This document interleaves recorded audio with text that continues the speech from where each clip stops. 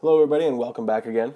This is example 9.3, and if you were in class, you may have seen us go through this. If you weren't, this may be new to you, but this is a problem. This is one of our first example problems that we've done after getting one of our working equations, and that was this equation right here. That is the work that is done by a conservative force, that is the gravity, equals the negative change in potential energy. Now, usually change in potential energy, or anything, is final minus initial. Okay, but if it's negative, then that means I'm going to write at the bottom right here, work done by conservative force is the initial potential energy minus the final. All right, so that was one of our kind of our working equations right here. All right, it's the initial minus the final. But what that does is, if we don't think about this the right way, it can cause us to have a negative answer, or we can have some sign issues. So let me maybe try to simplify this for you with this problem again. Okay. Once again, I will write this out. That in fact, I'm going to shrink this this down a little bit and put it up here I'll put it up here. All right. It is true that the potential energy due to gravity equals the potential energy, the final potential energy, I should say, due to gravity, plus that work of that conservative force, or the work of gravity right there. That's what we just said a minute ago. Okay, that is the same thing as this right here. Okay, we just had it rearranged a little bit. So if that's the case, then we have two different positions, or we have two different potential energies that this mountain climber has. Now, what this problem is asking is, what is the change in gravitational potential energy? All right, well, we said before that the work done by gravity, which is a conservative force, is a negative change in potential energy. That is that is potential energy initial minus potential energy final right there. Okay, which is the work done by gravity.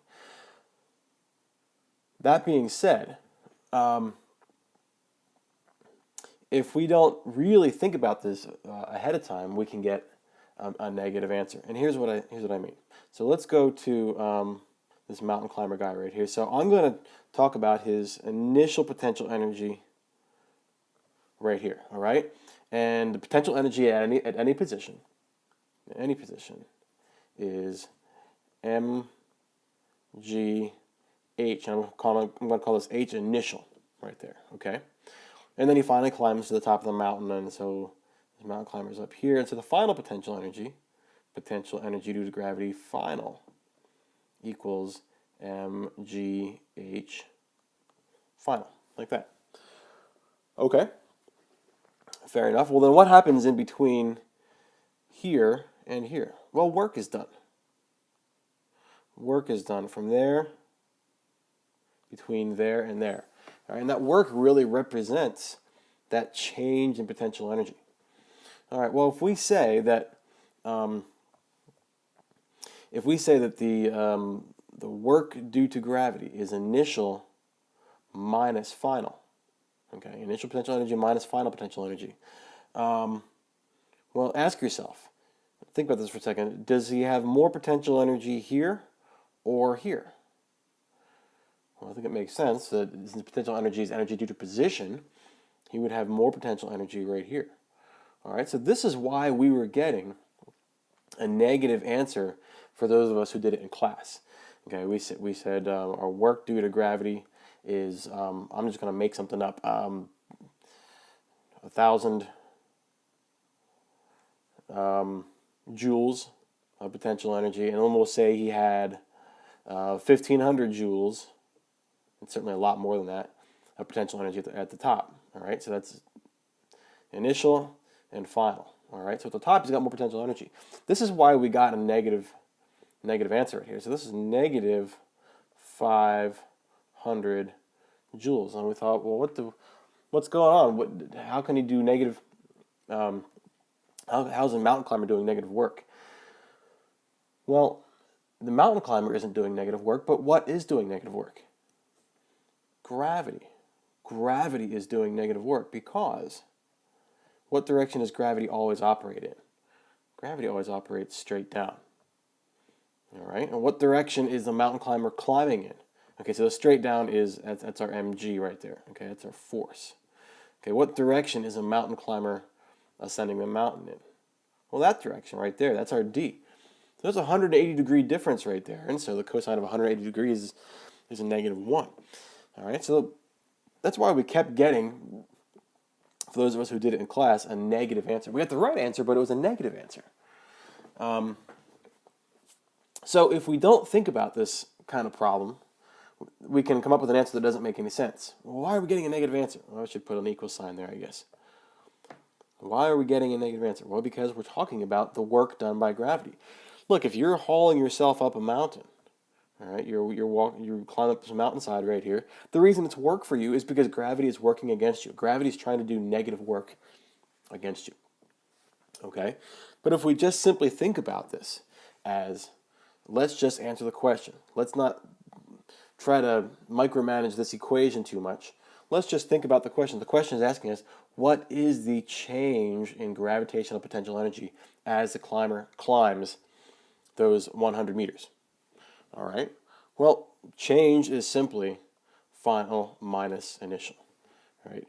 Change in gravitational potential energy equals potential energy final.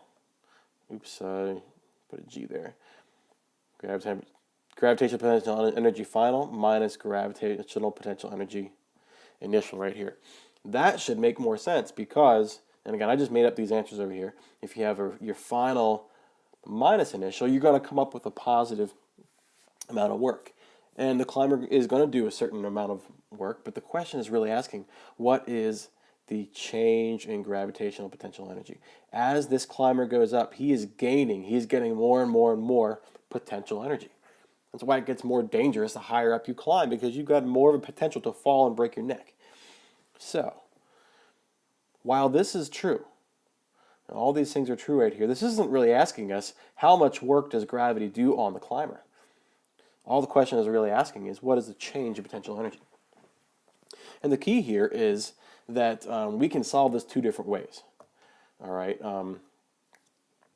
A tells us that the gravitational potential energy, or I'm sorry, the base level is at sea level. Okay. And B says base level, or U equals 0, is at the top of the mountain, the top of the peak. All right, so let's do A first. Okay, so the question is, what is the change in gravitational potential energy? All right, well, that's potential energy final. So what is the final position? The final position of the mountain climber. Well, the final position of the mountain climber is the height of the top of the peak, right? It's 4201. I need to move this a little bit right here. There we go. Yeah, sorry, 4301. All right, so that's our height. And where does, so I'm just going to scribble this in right here, 4301 meters. That'll come in handy in just a second. Where does the mountain climber start? Well, in this problem right here, he starts 100 meters below that. So initially, he's at 4201 meters. So, how do we find the potential energy at any one point, the final point or the initial point? Well, that's mg times height, right? So mg, we should probably calculate that. Mg of the mountain climber, that's the mass of the mountain climber, 82 kilograms, times g, which is 9.81 meters per second squared. Okay. And that's going to give us, I believe, 804 newtons. Okay, that'll come in handy in just a second. In fact, let's just dotted line box that right there. All right, so potential energy at any one point is going to be mg times h. So mg mgh initial minus mg, I did that wrong. Mgh final, right? It's final minus initial. We're just finding the change in potential energy.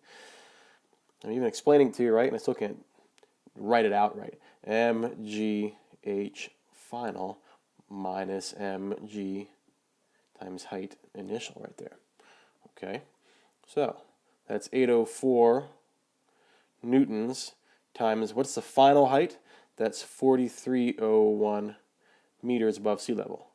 Subtract from that 804 newtons of weight times what's the initial height? That's 4201 meters above sea level.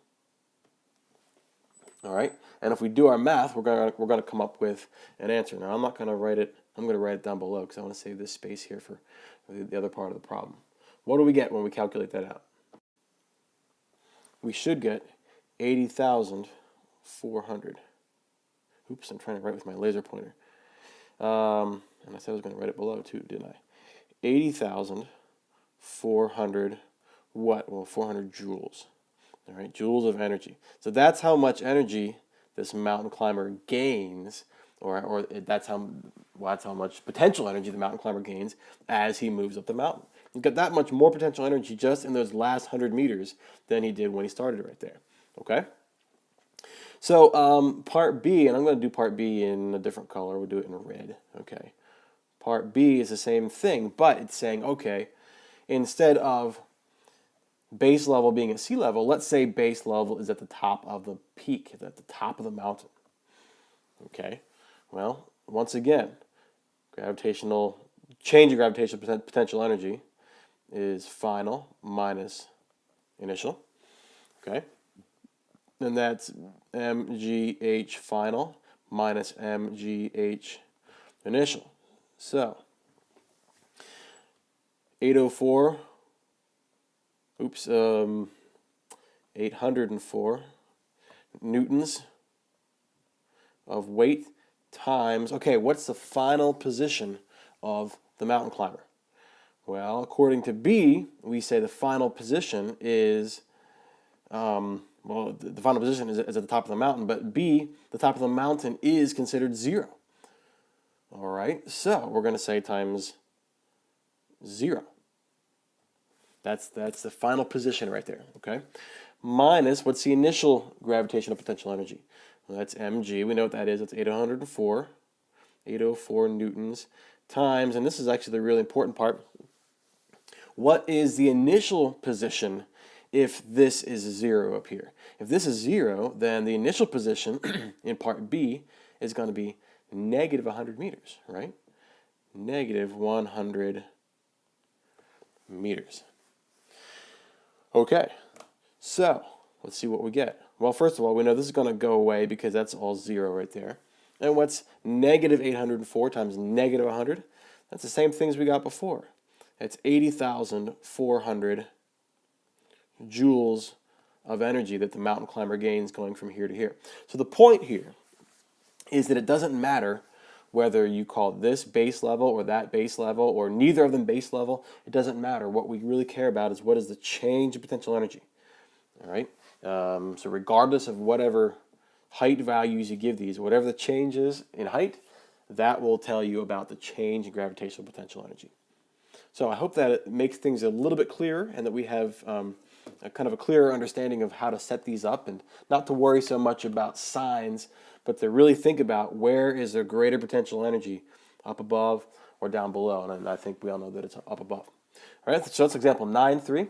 Thanks for following along. Please make sure you come to see me if you have any questions. I'll see you on the next one.